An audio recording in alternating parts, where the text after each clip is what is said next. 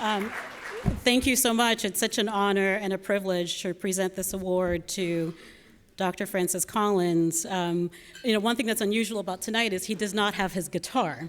I have rarely been at a dinner, certainly those that we have, where Francis is not with his guitar, but just delighted. Dr. Francis Collins has long believed in the idea that science could untangle the mechanics of life. He dedicated his career to providing a better understanding of how humans work and has shared that understanding with the world.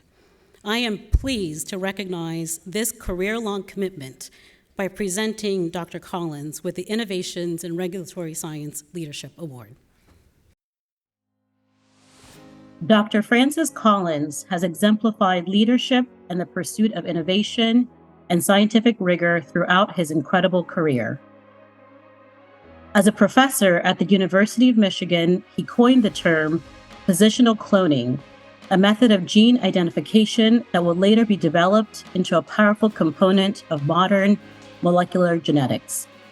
This process allowed Dr. Collins, working with numerous other researchers, to isolate the genes behind cystic fibrosis, type 2 diabetes, Huntington's disease, and other conditions. As director of the National Center for Human Genome Research, he oversaw the International Human Genome Sequencing Consortium, one of the largest scientific collaborations in history, which successfully carried out the mapping of the human genome, an achievement he described as a glimpse of our own instruction book, previously known only to God. In 2009, he was nominated to lead the National Institutes of Health, a position he held for 12 years. During his tenure, he garnered broad bipartisan support for NIH research and grew the NIH budget by nearly 40%, using the funding for a variety of new programs and initiatives related to, among other things, brain health, addiction research, and the development of COVID-19 therapies and vaccines. Dr. Collins was instrumental in establishing the National Center for Advancing Translational Sciences. He also created 2 senior scientific positions, one on big data and another on the diversity of the scientific workforce. Dr. Collins frequently worked with the larger biomedical research community to create principles and guidelines to foster rigor and reproducibility in preclinical research, including incorporating sex as a biological variable to address differences in treatment response between men and women. An effective communicator, Dr. Collins has remarked that translating science to a broad audience is often less about speaking and more about listening and learning what is important to an audience. He continues to serve our nation as President Biden's science advisor and as co-chair of the President's Council of Advisors on Science and Technology. Well, as we said earlier, Dr. Collins, you are legendary. It is my honor to present this year's Innovation in Regulatory Science Leadership Award to you, Dr. Collins.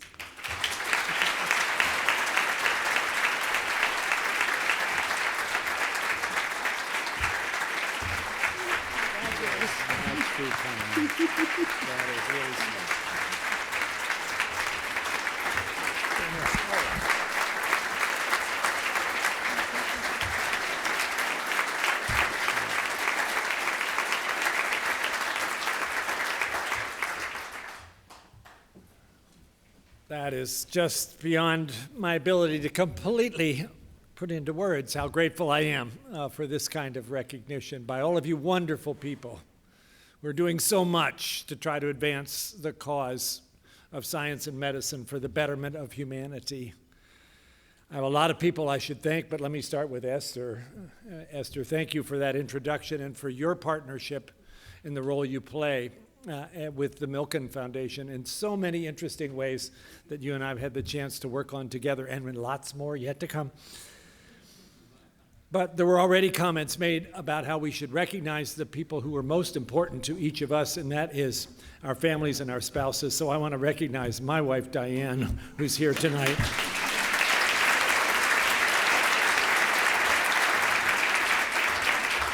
Without whom I basically could have done none of the things that were just mentioned in that very generous introduction.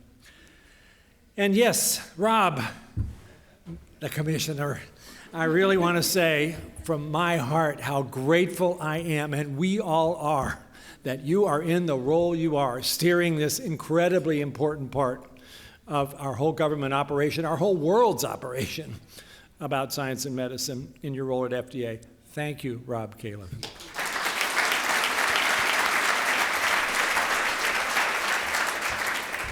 And I'm glad we got to cheer a little bit ago, but I'm going to cheer one more time for another person who's retiring from FDA, who has been an absolute soulmate to me in many ways over the course of many years, Dr. Janet Woodcock. We are so grateful for you.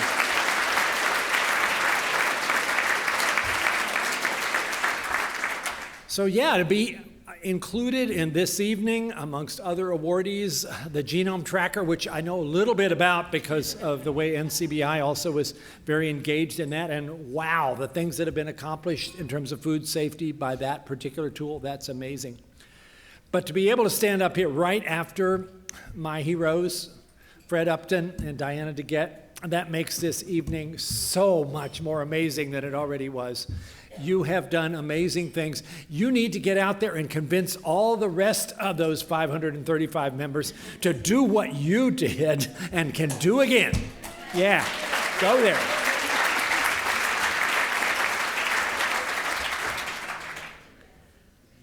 So it is a special kind of time. This was a special day, by the way. I came here directly from the Humphrey Building because I, along with a couple of the other people here, were able to be there this afternoon for the official swearing in of the new director of the National Institutes of Health, Dr. Monica Bertagnolli. And isn't it great we have a director?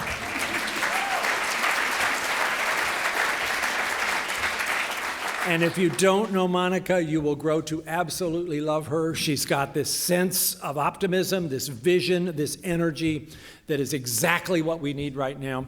And I know, Rob, she's very, very much dedicated to working across various parts of HHS to make this all happen. And you and she are going to be an amazing duo, so watch this world.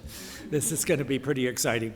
And it needs to be, because certainly we can all agree this is a challenging time for our country, for our world, and it needs the best leadership that could possibly be brought to the fore. And we're fortunate to have people like Rob and Monica to do that. I'm a little astounded that I'd be getting an award for innovation in regulatory science, especially after that comment from Rob about how I generally blamed the FDA for everything. I hope that isn't quite true, but maybe once in a while.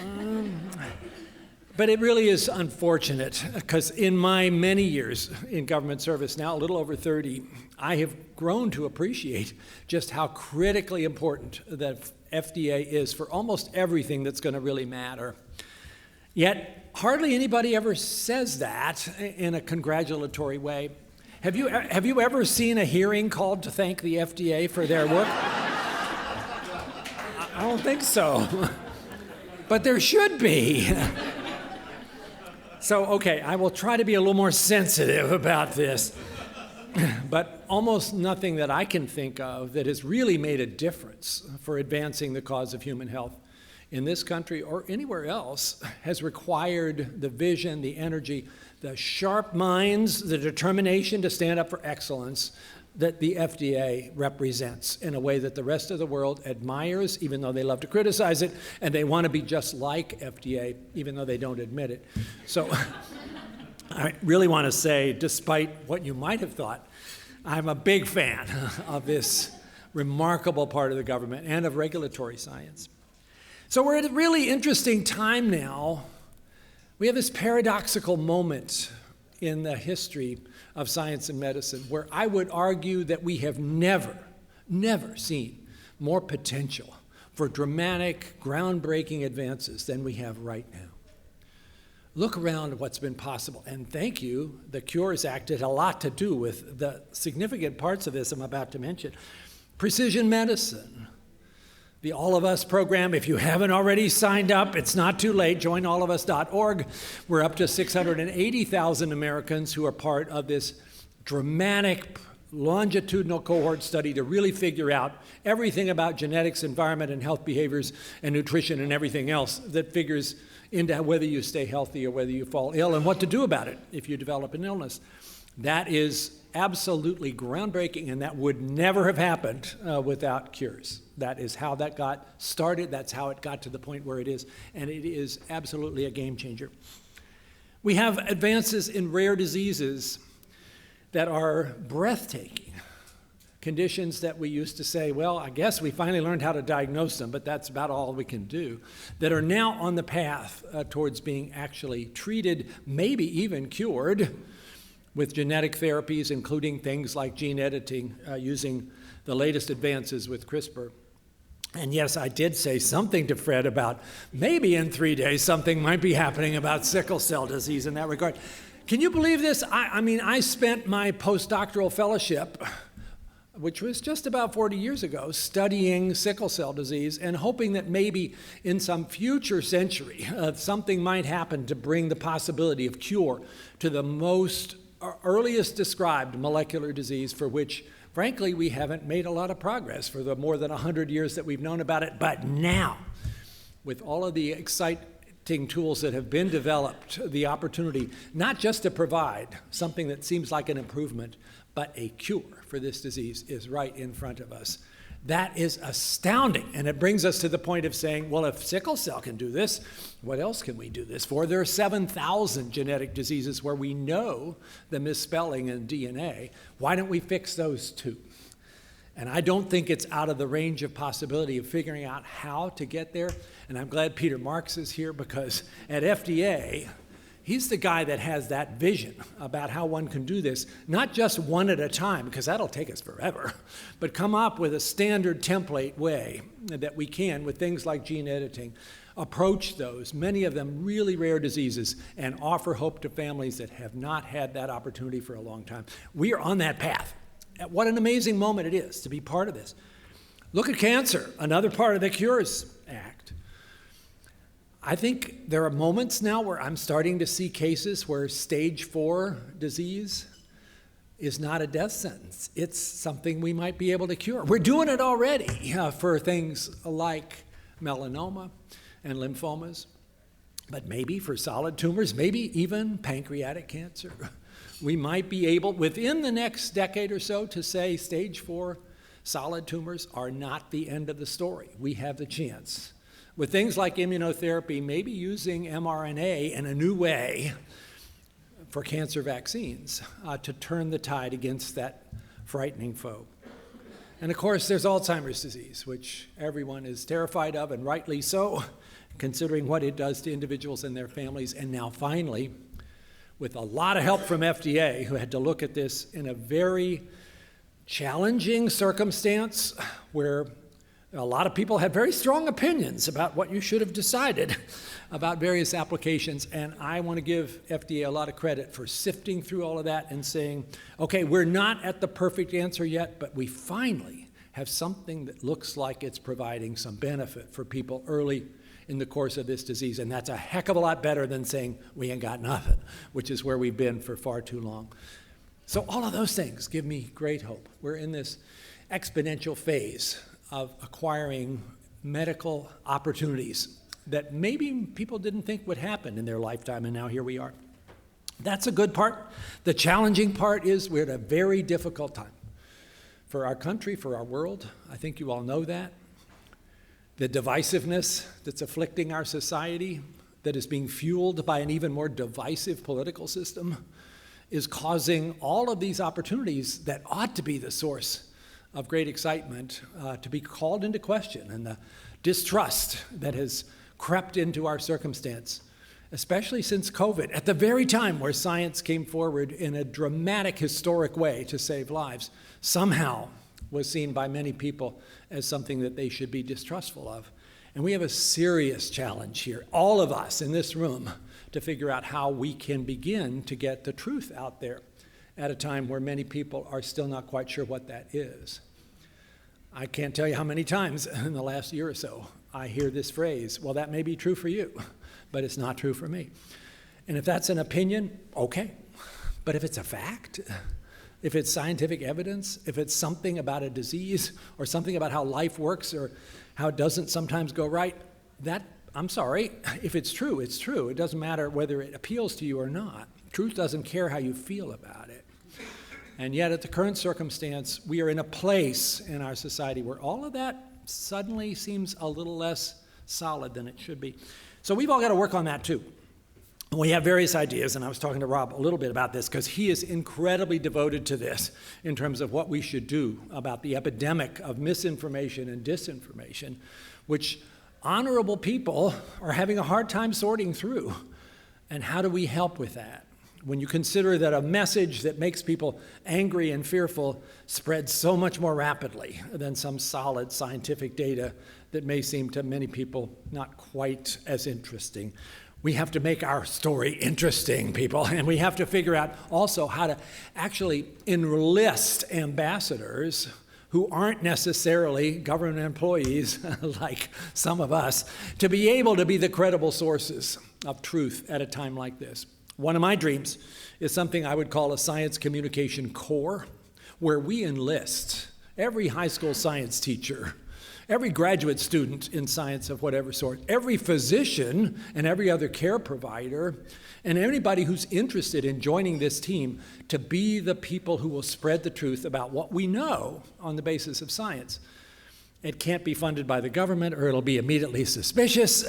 So if anybody here has a deep pocket of about $1 billion, I got a plan for you that might actually make a difference. But we have to come up with creative ideas to figure out how to turn this around, because our society is really otherwise at significant risk.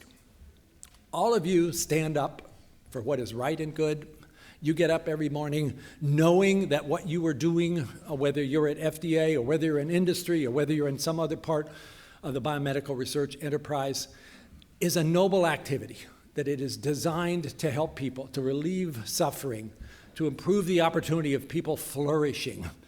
But not everybody seems to appreciate that the way we would have hoped. So collectively, in a winsome way, not getting defensive, not sounding like elitists wagging our fingers, sometimes I do that, but I'm trying not to so much, then we have to figure out how to bring our world back into a place of joyfulness at the remarkable experience that science is offering us right now. So that's part of my goal in this sort of next somewhat confusing chapter of my post-retirement, which didn't quite turn out to be what Diane thought it was going to be, but here we are. And I'm just counting on all of you to do what you can in that space, because collectively we have a lot to give of joy, of progress, of lives that are saved, of love for our neighbors and our friends, and we ought to do everything we can to get that message across. I am deeply honored to receive this award this evening. Thank you all so much.